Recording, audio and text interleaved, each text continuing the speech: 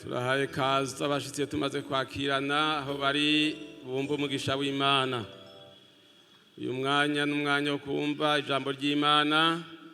Turahaye kaze Pastori Buhuyibiri Andre adushikirize ubutumwa bwiza.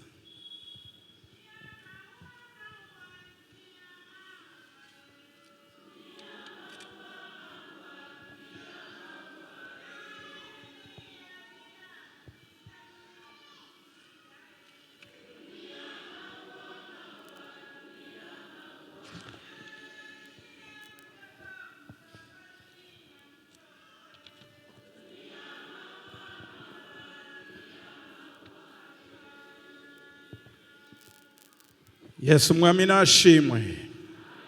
Ndabaramukije mu izina ry'umwami wacu Yesu Kristo. Kandi ndabahaye kaze mu ijambo ry'Imana. Nagira imbere yo kubandanya ndirimba ibi bitero bibiri mu bimfashe by'indirimbo ya 35 twaririmbye, twamaze kuyiririmba. Iki gitero ca gatatu n'icya kane. N'uyu muririmbyi yariko arasenga Imana, yariko arasaba kandi ashimitse, kandi yasabye neza. Igitero cya gatatu n'icya kane. Ngoyoboke mwami, ngoyoboke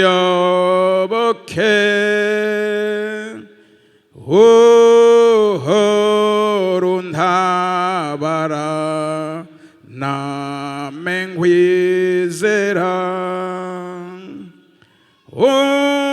Umwansi yanteye uzundwanirire, ngoyoboke mwami ningube hafi.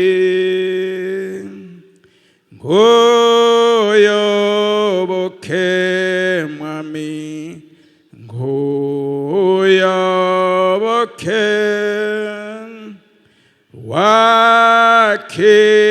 wakinguye ijuru nyobora uri.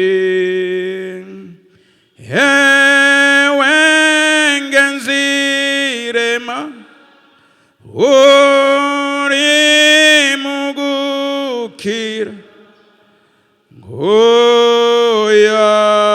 ngoyoboke mwami ningube hafi. Yesu mwami nashimwe. Turumvise uyu muririmbi ingene yaririmbye, ngwewe ngenzirema. Amen. Ewe ngenzi, turi ngenzi mw'isi, iwacu ni mw'ijuru, none ngo rema turi mu gukira. Yesu nashimwe. Hanyuma rero tugiye turabe amajambo y'Imana, twongera kuyo twamaze kugaburirwa n'abadutanguriye hano. Mwabonye imigwi y'abaririmbyi Imana yatumye, yazinduye ngo batubwire, batwibutse, batwigishe, baduhanure. Hajya ni mpwemu yera yari muri bo, yariko arabavugisha. Kandi umurundi wa kera niwe yavuze ngo iza kurisha ihera hehe? Kunama. Ndazi ubu nukongera ko gusa mwamaze kumva amajambo menshi kandi meza. Umwami Yesu nabahezagire. Hanyuma ntatebeje kadusome ijambo ry'Imana. Imana asubiye gushira mu mutima wanje. Turisome mu gitabo c'umusiguzi. Turabe mu gitabo c'umusiguzi ibice ni bitatu. Gitabo c'umusiguzi gatatu. Turasoma umutwe w'amajambo bafise Bibiliya zitahinyanyuwe uvuga ngo Imana yashingiye ikintu cyose igihe cyaco. Kabiri, ku murongo wa kabiri, hari igihe cyo kuvuka n'igihe cyo gupfa, igihe cyo gutera n'igihe cyo kurandura ibyatewe, igihe cyo kwica n'igihe cyo gukiza, igihe cyo gusambura n'igihe cyo kubaka, igihe cyo kurira n'igihe cyo gutwenga, igihe cyo kuboroga n'igihe cyo kuvyina, igihe cyo gushibura amabuye n'igihe cyo kurunda amabuye, igihe cyo kugumbirana n'igihe cyo kwirinda kugumbirana, igihe cyo kurondera n'igihe cyo gutakaza, igihe cyo kubungabunga n'igihe cyo guta. Murongo wa ndwi, igihe cyo gutabura n'igihe cyo kubarira, igihe cyo gucereza n'igihe cyo kuvuga. Yesu nashimwe. Turumvise ngene Imana yacu yashingiye ikintu cyose igihe cyacu. Amen. Igihe cyose Imana yaragishingiye, ikintu cyose Imana yagishingiye igihe cyacu. Yesu nashimwe. Uyu munsi turavugana kuri aya majambo Imana azuye gushira mu mutima wanje, yanditswe kuri uyu murongo wa ndwi B. Uvuga ngo igihe cyo gucereza n'igihe cyo kuvuga. Ariko turavugana kuri aya majambo igihe cyo gucereza. Amen. Gucereza ni ijambo ry'ikirundi rikubuza kuvuga, rigutegeka guhora. Amen. Gucereza rero ni iki? Ni ingeso nziza. Amen. Gucereza ni ingeso nziza, kandi ni kugira ngo twakire neza ijambo ry'Imana yacu. Iyo uri mu gacerere, iyo urindiriye Imana, witegura kwakira ijambo ry'Imana nk'uko tubisoma mu cete candikiwe Abaheburayo 4 ku murongo wa 12. Dusome havuga ngo kuko ijambo ry'Imana ari rizima, rifise ubukuba, rifise ubugi buruta bw'inkota zose, rikinjira naho ritanya ubugingo n'impwemu, rigatanya ingingo n'umusukoro, risuzuma ivyo umutima wiyumvira ukagabira. Yesu nashimwe. Iyo rero ucereje ijambo ry'Imana rirakwinjiramwo, kandi ijambo ry'Imana ukaryakira neza, kandi rikagukura ku y'intambuko rikagushira ku yindi ntambuko. Yesu nashimwe. Imana asize mu mutima wanje ngo shengero ry'umwami ryo mu Kinama, iki gihe kw'ishengero ry'umwami ryo mu Kinama ducereze. Amen. Ducereze. Turaza kubiraba igituma Imana itubwira ngo ducereze. Amen. Nababwiye ko gucereza ari ingesi imeze gute? Nziza. Yesu nabahezagire. Hanyuma rero gucereza guhishura neza umuntu w'indani, umuntu w'imbere arahishurwa neza, Imana ikamwerekana uko ameze. Yesu nashimwe. Iyo ucereje rero ucuboneka ingene umeze. N'abantu baravuga bati turamubona urya, ubu turamubona ameze gutya. Ariko iyo uhaye kuvuga bicika ibindi. Ariko iyo ucereje wa muntu w'imbere aca hishurwa. Yesu nashimwe. Hanyuma ducereje turahagarika ukwihisha Imana. Imana yacu, umuco wayo, umuco wa Kristo urashobora gukiza. Ucushika mu bugingo bwawe, mu mutima wawe, ugahindura ivyo gutera isoni, ukabihindura. Kuko umuco wa Kristo umaze kwinjira, igihe wacereje uca uhindura ibintu byo gutera isoni bikakuvako. Yesu nashimwe. Ugaca wumva amahoro, ugaca wumva umunezero, ugaca wumva kurema. Kuko ijambo ry'Imana riraremesha, ijambo ry'Imana rirahingura. Amen.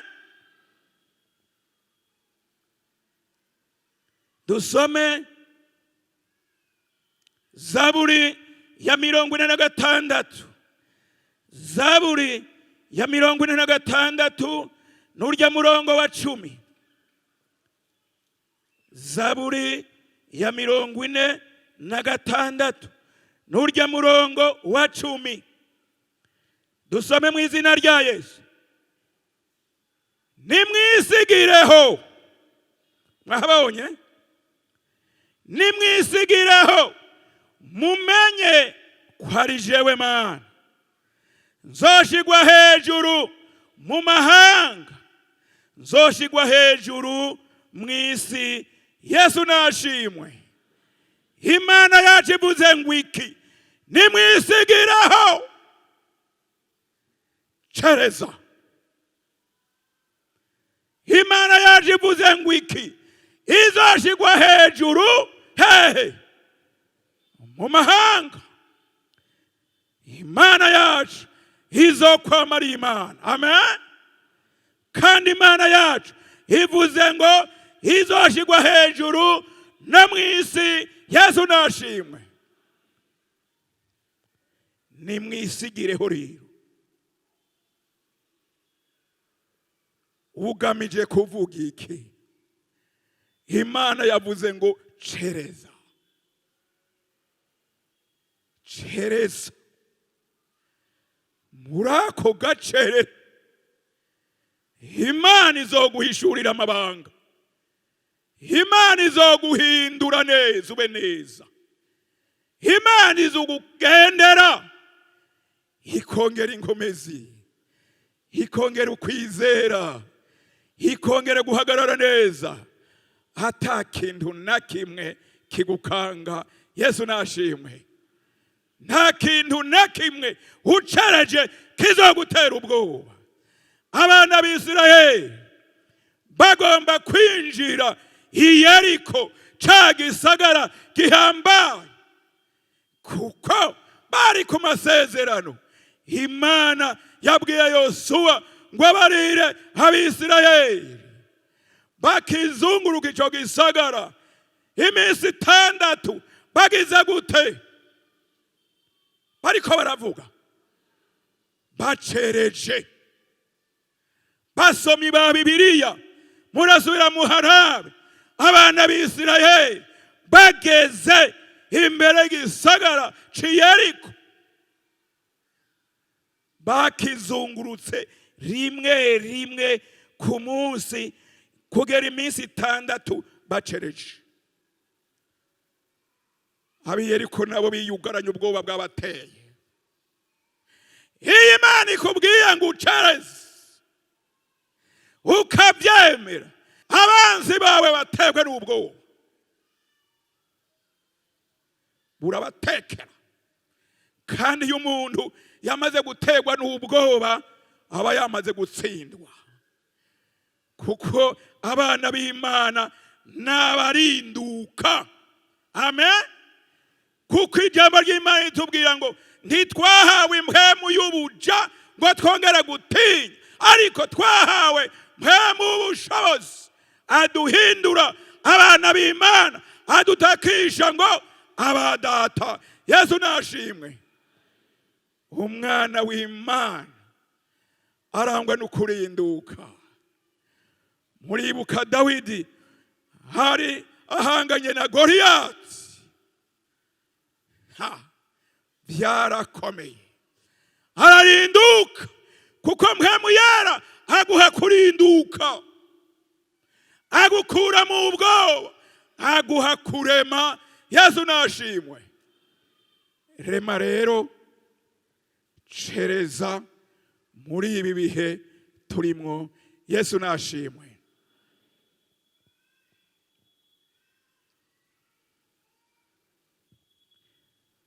Rero twumvise ijambo ry'Imana rivuga ngo nimwisigireho ku bantu b'Imana, nikongera kubaha inkomezi, nukongera kubahoza, nukongera kubirura, nukongera kubagirira neza. Imana niwaceza izokongera inkomezi. Amen. Izokwirura, izokugirira neza. Ariko ku banyamahanga, ku bantu batazi Imana, ni kubagabisha ngo ntibasubire kwiduza ibitugu. Ntimusubire kwiduza ibitugu abanyamahanga, kuko Imana yacu ikora ibihambaye. Amen. Ku bantu rero batarakizwa, Imana ibigomba ngo abo banyamahanga abo batarihana, abacuzuye ibyaha, ntibasubire kwiduza ibitugu. Ewe munyamahanga, niwaba urimo ngaha, Imana ntigomba ngo widuze ibitugu. Imana igomba rero ngo uce bugufi, umenye ububasha bw'Imana, umenye inzira z'Imana, umenye inkomezi z'Imana, umenye Imana yacu ko ari Imana igira neza. Amen. None rero shengero ry'umwami, niryari, n'igihe giki kitubwira ngo ducereze.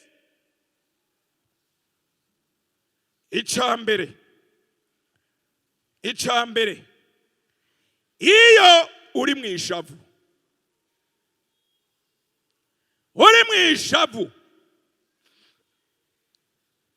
cereza, kuko niwavugana ishavu uzovuga ibidahimbara Imana.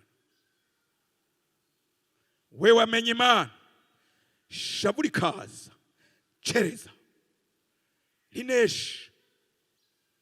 Nturyemere ngo rikuganze, ariko riganze ucereze.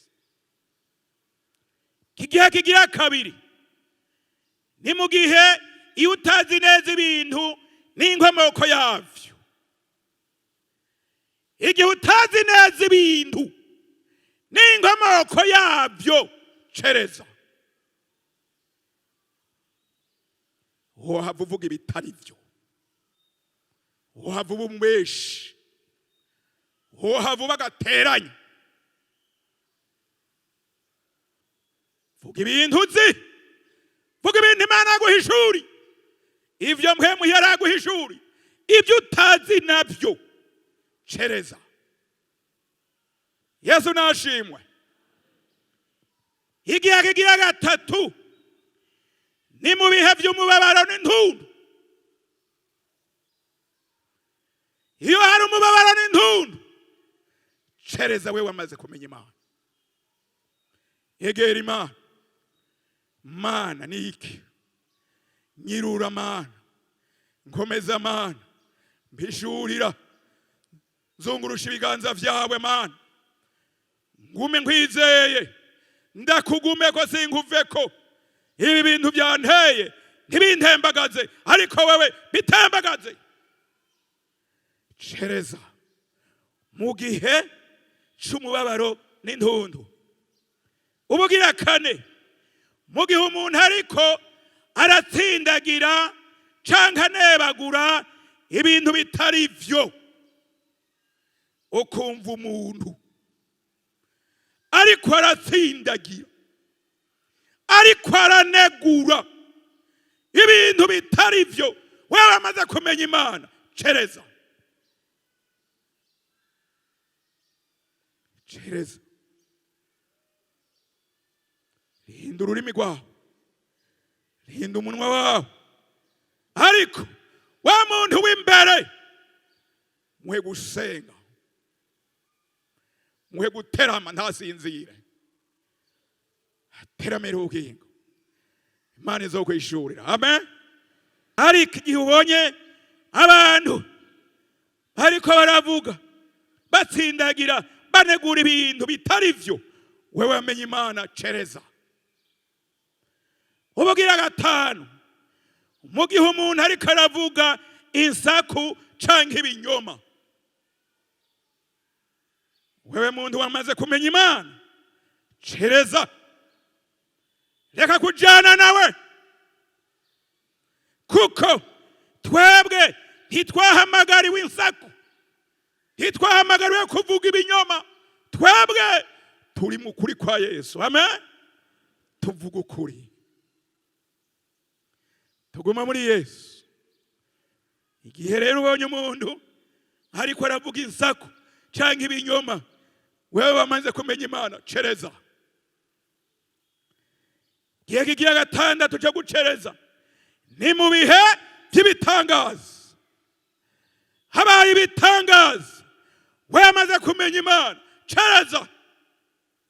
Wewe wakorewe ibitangaza, cereza. Wewe ubonye ibitangaza, cereza. Dusome Zaburi ya 46.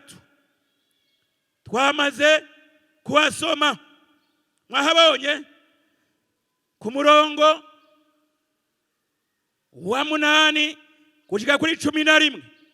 Havuga ngo, nimuze murabe ibikorwa vy'Uhoraho, ingene yarekuriye ubugesera mw'isi, aca intambara gushika ku mpera y'isi, avunagura imiheto, amacumu aracagagura, imikogote ikwegwa n'amafarasi ayituririra mu muriro. 10. Nimwisigireho mumenye ko ari jewe Mana, nzoshigwa hejuru mu mahanga, nzoshigwa hejuru mw'isi. Uhoraho Nyaningabo ari kumwe natwe, Imana ya Yakobo ninde? Niwe buhungiro bwacu. Yesu nashimwe. Imana ya Yakobo niyo buhungiro bw'abacereza, kandi iyo Mana iri kumwe natwe. Yesu yavuze ngo iki? Ngo ndi kumwe namwe iminsi yose kushitsa ryari? Kushitsa ku muhero w'isi. Yesu nashimwe. Utewe ubwoba niki? Utewe amaganya niki? Cereza. Imana ikoze ibikorwa, Imana igakora ibitangaza, cereza. Dusome ubutumwa bwiza ko bwanditswe na Mariko 8. Ubutumwa bwiza ko bwanditswe na Mariko, ibice ni 8. Murongo w'22. Mwumvirize. Yesu ahumura impumyi. Mwahabonye? Baraza bashika i Betsaida, bamuzanira impumyi, baramwinginga ngo ayikoreko. Afata iyo mpumyi ukuboko ayikura mu mihana, acira amate mu maso yayo, ayirambika ku biganza. Arayibaza ati hari icyo ubona? Iraramura amaso, iramwishura iti ndabona abantu kuko mbona ibisa n'ibiti bigendagenda. Yongera kurambika ibiganza ku maso yayo, iritegereza, irakira, yihweza vyose neza. 26 amurungika iwe ati ntuje no muri iyi mihana. Yesu nashimwe.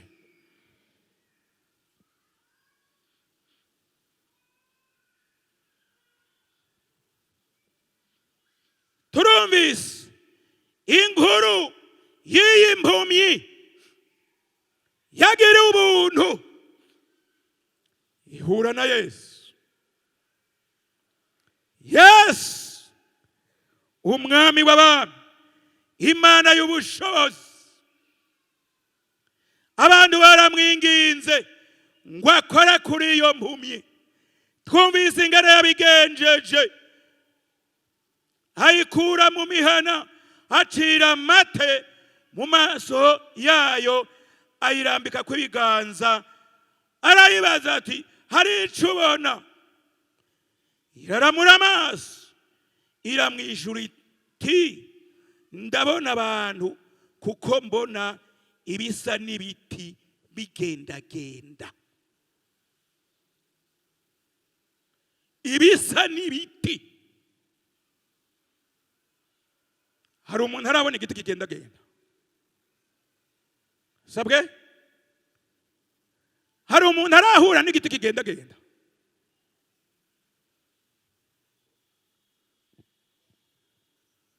Iri jambo ndiko ndarikurikirana n'abantu bafubiriye mu ishengero, babaye ibifubibwa. Bikintu cabaye igifubigwa. Abantu muzi Kirundi cane, n'ikintu kiba kimeze gute? Sabwe? Sabwe? N'ikintu cahiye neza. Sabwe?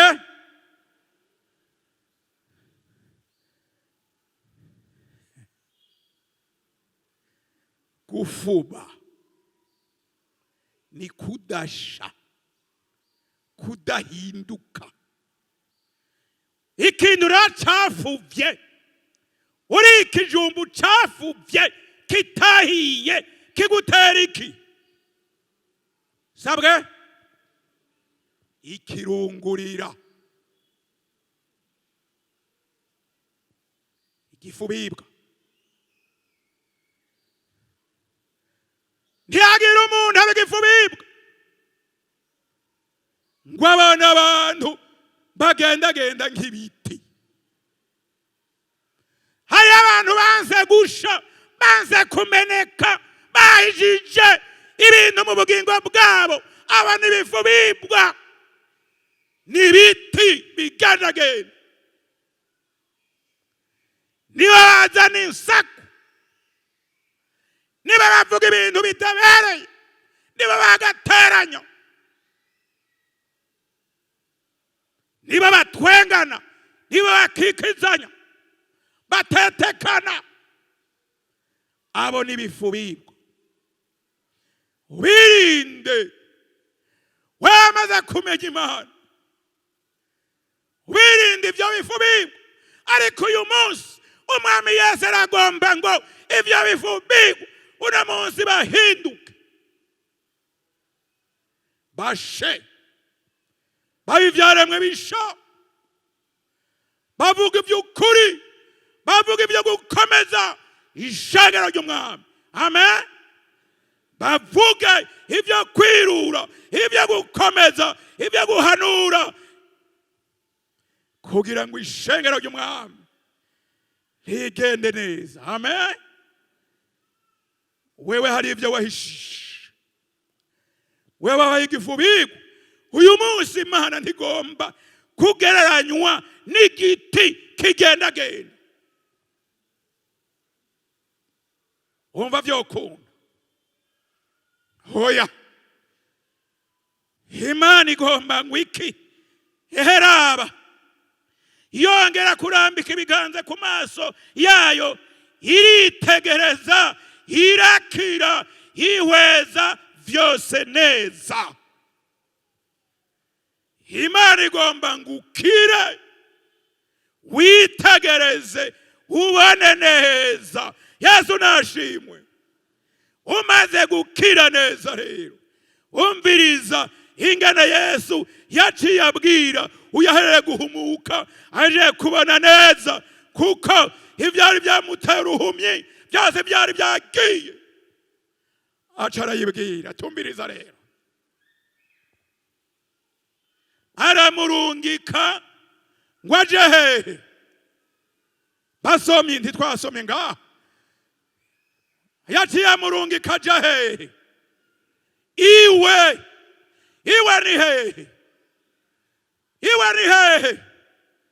Muhira. Kandi ntuje no muri iyi mihana. Turi kumwe? Genda muhira, kandi ntuje no muri iyi mihana. Imana yamubwiye ngo acereze, agendiwe, kuko Imana yamukora ibitangaza. None nacereze, agendiwe, ntaje no mu mihana kuvuga ibyabaye, ariko tahi wawe. Umaze gukira, ucuronki wawe. Amen. Kandi wawe hacaba heza. Yesu nashimwe. Ntiyamubwiye ngo gendera utangaza, ubanye ibitangaza, tahi wawe muhira. Ntuje no mu mihana, ucereze. Amen. Ucereze, urindire gusa, urabe ngene Imana yacu idakora nk'umuntu, izokora ibikorwa vyayo ugatangara. Yesu nashimwe. Tahi wawe muhira, kandi ucereze.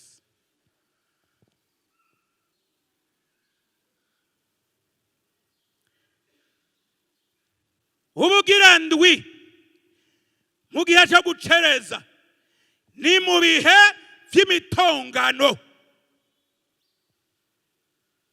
Mu bihe vy'imitongano, wewe amaze kumenya Imana, cereza. Udacereje uzohura n'ingorane.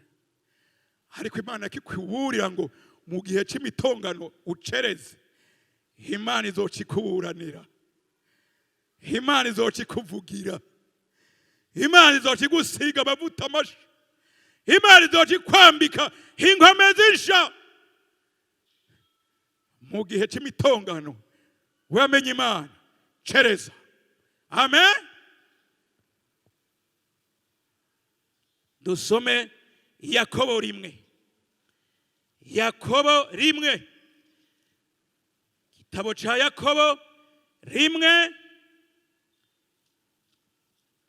Turasoma n'ujya murongo wa 19. Yakobo 1.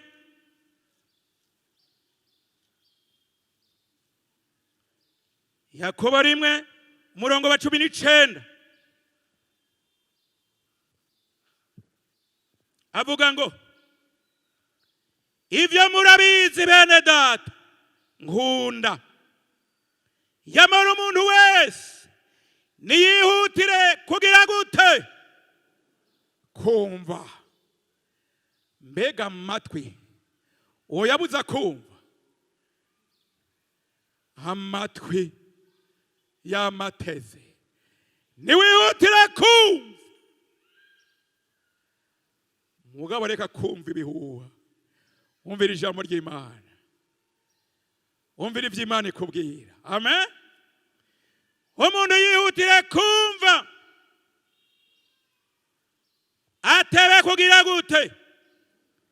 Kuvuga ataba no kugira gute? Kuraka. Kuko uburaka bw'umuntu budakora ibyo kugororoka kw'Imana. Yesu naduhezagire. Umviriza muntu w'Imana. Wihute. Wihutire kumva. Utebe kuvuga. Utebe no kuraka. Imana ndigomba ngo ucuvuga. Canke ngo ucuraka. Oya. Chereza. Amen. Chereza. Uyo munwa wawe Imana igomba ngo uchereze. Igomba ngo uvuge. Uhava uvuga n'uburake. Uvuga n'ishavu. Hanyuma Imana ntisubire kunezerwa. Ariko Imana igomba ikunezererwe niwahora. Kumviriza Imana. Zaburi ya 27. Zaburi ya 27. Zaburi ya 27. Dusome n'umurongo wa 14. Zaburi ya 27.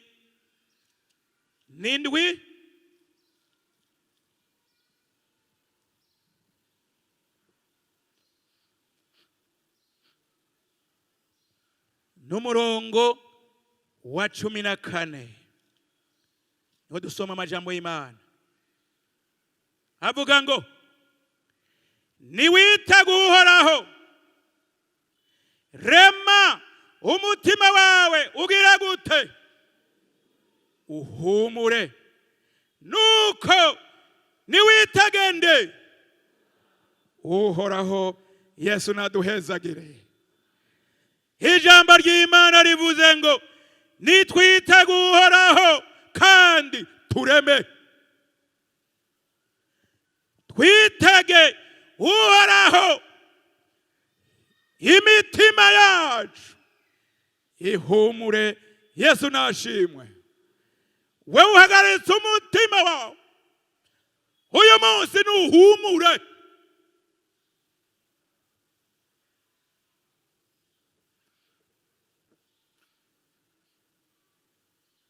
Humura. Mwami Yesu ari ku ngoma. Amen. Mwami Yesu ari ku ngoma. Humura. Aba Yesu ni guhumura. Nehemiya 6. Nehemiya 6. Turabe Nehemiya 6. Hariho ijambo Nehemiya tumwigirako uyu munsi. Nehemiya 6. Avuga ngo abansi bagerageza gutesha igikorwa c'Imana. Bukeye babwira Sanibalati na Tobiya na Geshemu Mwarabu n'abandi bansi bacu yuko twujuje uruzitiro kandi ko atakirengero kigisigaye.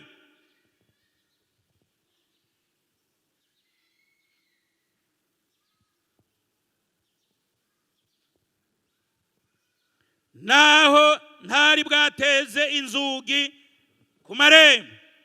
Nuko Sanibalati na Geshemu baca bantuma ko ngo ngende duhurira mu mihana no mu kiyaya cy'Onomu.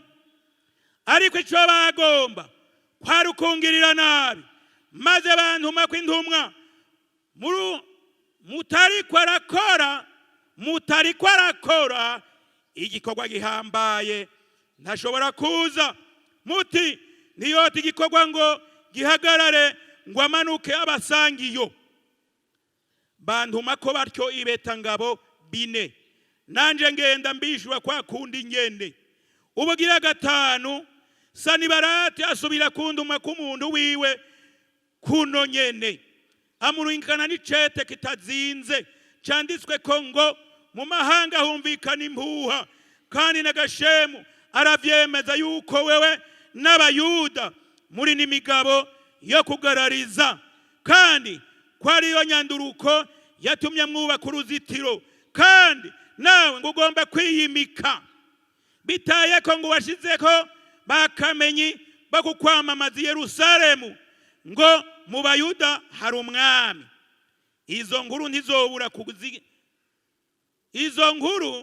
ntibobura kuzibwira umwami. None rero nuze tubivugane. 8, ndaheza ntuma kumwishura ntivyo uvuga naho vyigeze bibaho, utariko niwe babavyigeneye gusa. Ku murongo w'9, kuko bose bagomba kudutera ubwoba bati bohava bacika intege igikorwa cihe gihere aho. Ariko none Mana ugira gute? Undemeshe. Uyu ni umukozi w'Imana Nehemiya, yariko arakora neza aheraheza igikorwa cyo gusanasana cyo kubaka inzitiro z'i Yerusalemu zari zarasenyutse. Iyo turiko turubakira umwami, abansi b'umusoro ba Sanibalati, ba Tobiya, ba Geshemu baca bazana ibyo kutudendebura. Wewe amaze kumenya Yesu, niwirinde abantu badendebura abakozi b'Imana. Wirinde, hariho ibintu wakumva, hariho ibintu wabwirwa byohava bikudendebura. Ivyo bizanwa n'abandi ba Sanibalati, abantu bagereranywe n'aba Sanibalati n'aba Tobiya n'aba Geshemu, atamugabane bafise ku Mana yacu. Ubirinde. Amen. Twirinde. Turiko turakora ibikorwa by'Imana bishira hejuru Imana yacu. Ba Geshemu n'aba Tobiya bashobora kwaduka ngo batudendebure, ariko Nehemiya yatweretse inzira nziza yo gukora tubandanya igikorwa c'Imana. Ntitubumvira ba Tobiya n'aba Sanibalati, ntitubumvira. Ndagira umuntu abumviriza. Bandanya ukora igikorwa c'Imana. Amen. Imana nayo izokwihesha icubahiro. Amen. Kandi Nehemiya yavuze ati, none Mana ugira gute? Undemeshe. Umwami Yesu nakuremeshe. Umwami Yesu naturemeshe. Yesu nashimwe. Tureme. Mugabo tumenye yuko turiko turakora neza. Abagereranywa n'aba Sanibalati barashobora kwaduka, utabaye maso barakudendebura,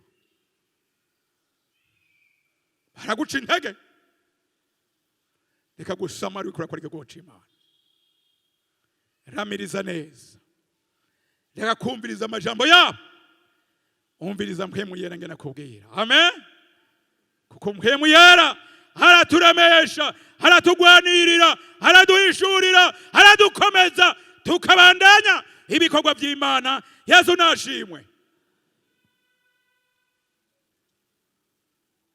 Yobu 3:6. Yobu 3:6. Yobu 3:6 n'umurongo w'2 gushika 23. Raba Imana ikora ibihambaye mu bushobozi bwayo, umwigisha ahwanya nayo ninde?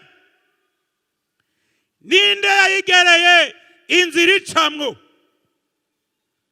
Canke ninde yohangara kuyibarira ati wakoze ibitaroranye? Uyo ni Elihu yariko arabaza Yobu. Uyo Elihu yariko yatura ingene Imana igororotse. Imana yacu iragororotse. Imana yacu si umuntu, ni Imana ikomeye ikora ibihambaye mu bushobozi bwayo. Hanyuma rero arabaza Yobu ibi bibazo bitatu, nguko nawe wohava ubibazwa Imana ikagusaba ngo uyishure. Umwigisha ahwanye nayo ninde? Ninde muri twebwe yo kwigisha Imana ashira utoki hejuru? Ntawe urimo. Ikibazo higira kabiri, ninde yayigereye inzira icamwo? Ninde yibwira ati Mana utegereza gucaho? Shira utoki hejuru.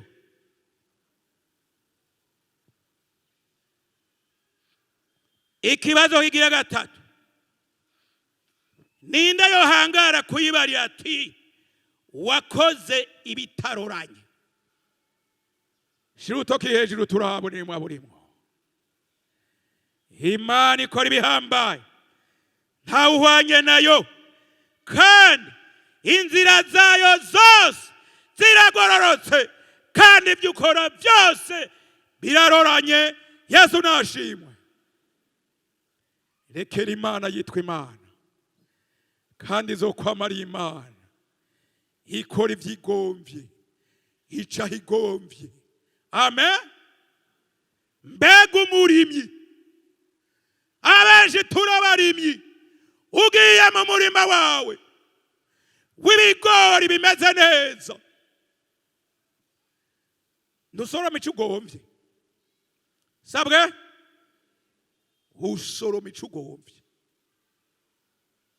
Turi kumwe? Hari ugutegeka so murima wawe, ntiwawurimye abandi baroreye, nta n'umwe yagufashije. Usoroma ico ugomvye. Ugomvye kinini urasoroma, ugomvye gitoya urasoroma, ugomvye icumye urasoroma, ugomvye kikiri gitoto urasoroma. Usoroma ico ugomvye. Amen. Kuko n'umurima wande wawe. Turi umurima w'Imana. Imana yimbura uko igomvye,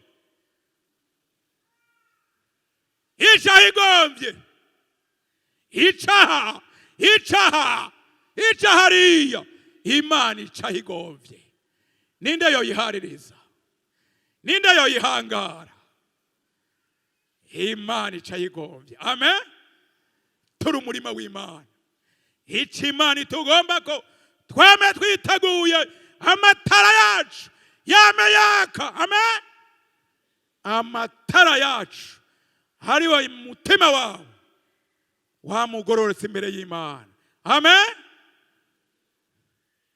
Yesu nashimwe.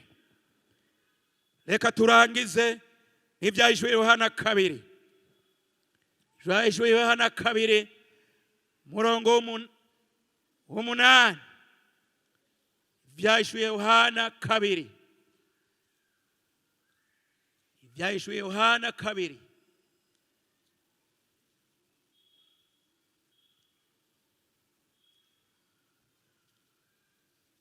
Ibyahishuriwe Yohana 2 turasoma ku rujya murongo w'8. Kandi wandikira umumarayika w'ishengero ry'Isimuruna utuwa mbere kandi uw'iherezo, we yarapfuye kandi akaba muzima, aravuga ibi: ngo ndazi amarushwa yawe n'ubworo bwawe, yamara uri umuki, uri umutunzi. Abana b'Imana turabatunzi. Yesu nashimwe. Ntihagire ugukengera. Turabatunzi. Mumpemu turabatunzi.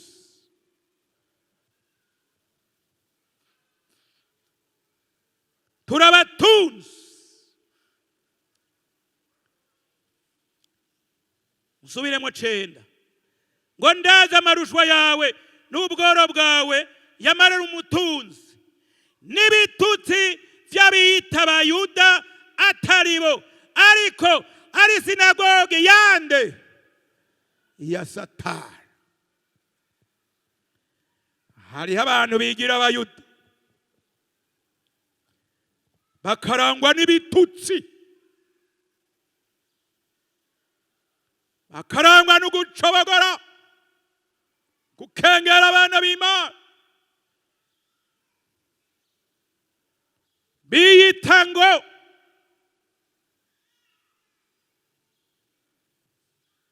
n'Abayuda ariko sibo.